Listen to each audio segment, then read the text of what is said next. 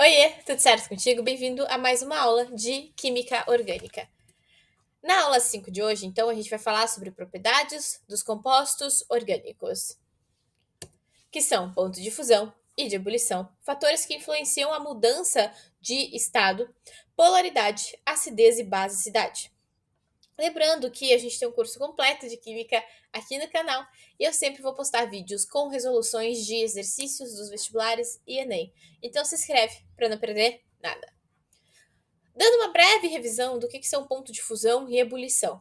O ponto de fusão é a troca do estado sólido para o líquido, e o ponto de ebulição é a troca do estado líquido para o estado gasoso. Os pontos de fusão e ebulição dos compostos orgânicos comumente são temperaturas extremamente baixíssimas, tá? E principalmente em relação aos compostos inorgânicos. E isso se deve ao tipo de ligação dentro da cadeia e também às interações intermoleculares destes compostos, né? Porque as ligações moleculares, elas são já, por natureza, ligações mais fracas, e elas também fazem interações mais fracas entre si, como a de polo induzido, de polo permanente e a ligação de hidrogênio. Quando a gente compara isso a compostos inorgânicos, que majoritariamente são formados por ligações iônicas, e os metais, né, que têm temperaturas extremamente altas devido às suas fortes interações. Então, nos compostos orgânicos, a gente pode ver que tem, por exemplo, o butano, o ponto de fusão dele, como o do etanol também, chega a ser negativo, né? Ou seja, em temperatura ambiente, por exemplo, o butano já está até mesmo no estado gasoso, porque o ponto de ebulição dele é 0 graus Celsius. O etanol, ele fica gasoso a uma temperatura de 78,3. Então, a temperatura ambiente, ele está no estado líquido. E o fenol, por sua vez, dentre os três compostos que eu trouxe aqui para comparativo, ele é o que tem um ponto de fusão mais alto, né? 41 graus Celsius. Então, na temperatura ambiente, ele está sólido, né? A gente encontra o fenol sólido. A temperatura ambiente que eu estou falando aqui é 25 graus a uma atmosfera. E o seu ponto de ebulição é 182 graus Celsius. Se a gente compara isso, por exemplo, com o tungstênio, né, que é utilizado para filamentos de lâmpada, é claro, aqui eu dei uma breve exagerada, tá? Mas falando de uma ligação metálica, a gente está falando de um ponto de fusão maior de 1000 graus Celsius, né? Então é só para vocês terem essa ideia de quando a gente fala que as temperaturas são realmente mais baixas, tá? A própria água também, né? O ponto de fusão dela é em 0, o ponto de ebulição é em 100. Então ela estaria ali entre, digamos, etanol, fenol, né? Isso já é uma dica que fala um pouquinho sobre a importância das interações. Como que o tamanho da cadeia ou o peso molecular influencia na mudança de estado?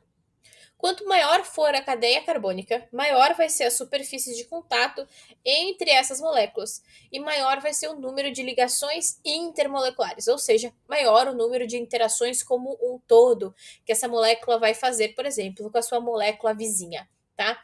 Então, quanto maior o tamanho da cadeia, consequentemente, sempre maior o peso molecular, beleza?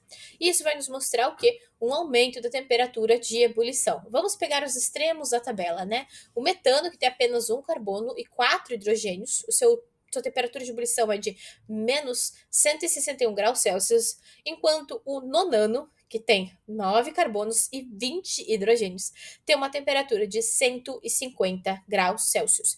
Então a gente percebe, né, um delta de temperatura de aproximadamente 311 graus Celsius na adição de 8 carbonos ao tamanho da cadeia. Outro fator que também influencia nas temperaturas de ebulição e temperatura de fusão são a presença de ramificações. A presença de uma ramificação, ela diminui o contato entre as moléculas e facilita a ebulição dessa substância. Então, a gente tem que ter muito cuidado ao comparar o peso molecular sem comparar a presença de ramificações, tá? A gente tem que fazer, por exemplo, quando estamos comparando os dois compostos orgânicos, a gente tem que ter conhecimento da nomenclatura, para quê? Para que eu possa, além de comparar o peso molecular, eu também ver se uma molécula ou outra tem ramificação ou não. Por quê? A ramificação, ela pode, né, vamos dizer assim, vamos imaginar em 3D, tá? Que nem a gente faz na aula de geometria molecular, vamos imaginar em 3D. Se eu tiver uma ramificação, essa ramificação pode ser o que a gente chama de impedimento estérico, né? Ela pode dificultar o contato, o empacotamento de uma molécula com a outra, a interação de uma molécula vizinha com a outra. Então, quanto mais ramificações eu tiver no meu carbono, por exemplo, mais difícil vai ser esse empacotamento. Sendo mais difícil o empacotamento, é mais fácil que essas moléculas se distanciem, o que torna a ebulição mais fácil, tá? Então aqui a gente traz como exemplo o pentano, que tem 5 carbonos, o 2-metilpentano, que também tem 5 carbonos, e o neopentano, que também tem seus 5 carbonos. E o que a gente pode perceber quando a minha cadeia principal tem esses 5 carbonos contidos na cadeia, eu tenho uma temperatura de ebulição de 36 graus Celsius. Mas quando 4 desses carbonos se tornam ramificação do meu carbono central e esse carbono passa a fazer agora 4 ligações, eu tenho uma temperatura de ebulição de 9,5 graus Celsius. Eu peço uma atenção e um cuidado aqui, tá? Porque essa tabela ela foi retirada de um livro, mas tem um erro. E eu não sei se vocês perceberam, mas eu vou contar para vocês não ficarem com dúvida, tá? No neopentano, o carbono, sempre lembrem, tá? O carbono pode fazer 4 ligações apenas. Estão vendo que o carbono central do neopentano faz 5 ligações? Ele é um carbono quaternário e tem um hidrogênio ainda. Isso aqui é um equívoco, tá? Tá muito errado. Por isso que eu sempre peço, principalmente para os meus alunos presencialmente, sempre terem cuidado de onde eles pegam o conteúdo. Isso aqui realmente no momento passou em branco, tá? Mas eu, evidente, não achei uma tabela melhor para conseguir trazer essa comparação direta para vocês, mostrando o que a ramificação pode fazer na temperatura de ebulição. Agora a gente vai falar sobre polaridade. Um hidrocarboneto que possui apenas carbonos e hidrogênios, ele é apolar. Essas moléculas, elas fazem uma interação intermolecular mais fraca, chamada, né, como a gente viu, de dipolo induzido. Moléculas apolares, elas também podem ser chamadas de hidrofóbicas, porque a água para elas não é um solvente universal, elas têm medo de água, né? Fobia, elas têm medo da água, que é hidro. Então, por isso que hidrofóbicas. Já as moléculas que apresentam heteroátomos em sua estrutura, elas são, a maioria, polares. O heteroátomo faz com que os elétrons fiquem concentrados em uma região da molécula devido à eletronegatividade desse átomo, que nem a gente tem aqui como exemplo um éter, né? O oxigênio, ele fica no meio da cadeia carbônica, então ele puxa a eletronegatividade para si. E isso faz com que essas moléculas tenham polos, permitindo que ocorram interações intermoleculares do tipo de polo ou ligação de hidrogênio. As moléculas polares, então, elas também podem ser chamadas de hidrofílicas ou lipofóbicas. Hidrofílicas, né? Fílica, amiga da água, porque para elas a água é um solvente. E lipofóbicas, porque então elas têm medo, digamos, de gordura, basicamente, né? Porque gorduras são, em sua grandíssima maioria, apolares. A interação molecular do tipo ligação de hidrogênio, então, aqui acontecendo entre dois ácidos carboxílicos, né?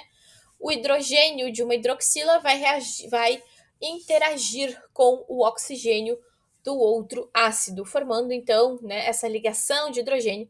Para alguns lugares também ainda usada a denominação de ponte de hidrogênio. Quanto maior então for a polaridade de uma substância, maior será a energia necessária para romper essas ligações. Porque lembrem que, apesar das ligações essas ligações secundárias, digamos assim, né, a dipolo-dipolo e a ligação de hidrogênio serem mais fracas, elas ainda auxiliam na interação das moléculas, né? Porque eu estou fazendo com que as moléculas interajam entre si. Então, para eu romper essa ligação, por mais fraca que ela seja, eu preciso dar uma energia extra para minha molécula quando essas interações existem. Então, a energia para o rompimento vai ser maior. Portanto, quanto maior for a polaridade, maior o ponto de ebulição. E aqui a gente tem um exemplo do propanol, do propan 1,2-diol e o propan 1,2,3 triol. Então, nós temos um propano com uma hidroxila, com duas e com três. E a gente percebe que quanto maior a quantidade de hidroxilas, né, maior a temperatura de ebulição, pelo aumento de polaridade. Mas outro ponto interessante aqui é que a gente também vê o aumento do peso molecular, porque eu estou adicionando hidroxilas, tá? Aqui eu não posso fazer uma comparação direta do propanolol com propan 1,2,3 triol ou propantriol, por quê? Porque eu não estou falando do mesmo tamanho de cadeia, tá? Eu não estou falando de sempre 3 hidrogênios e uma hidroxila. Eu estou aumentando o número de hidroxilas, então estou aumentando o peso molecular, estou aumentando a polaridade nesse caso. A acidez e basicidade é uma forma bem resumida para os compostos orgânicos, tá? A gente já teve uma aula de pH lá em equilíbrio químico. Então, as funções orgânicas que têm comportamento ácido são os fenóis e os ácidos carboxílicos. E as funções orgânicas comumente conhecidas pelos seus comportamentos básicos são as aminas. Nessa aula era isso aí. Muito obrigada pela tua atenção. Espero que tu tenha gostado e, como de costume, qualquer dúvida, deixa aqui nos comentários. Tchau!